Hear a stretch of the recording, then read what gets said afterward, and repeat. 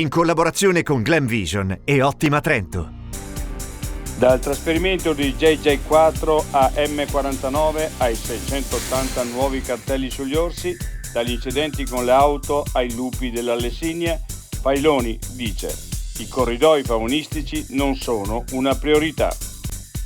Crocche di vandali imbrattano la segnaletica lungo il sentiero. Nella foto il presidente del CAI dell'Alto Adige ribadisce: non c'è fine alla maleducazione. Un escremento umano davanti alla teleferica del rifugio Telegrafo.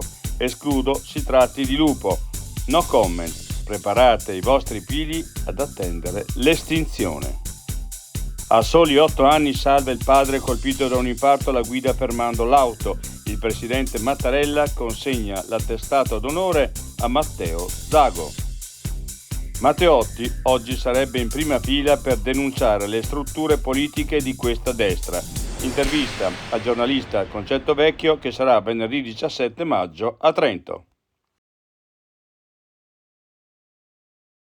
Ottima Trento, dal 1997, consulenza, ricerca e formazione. Il nostro impegno, la tua crescita costante. Ottimatrento.it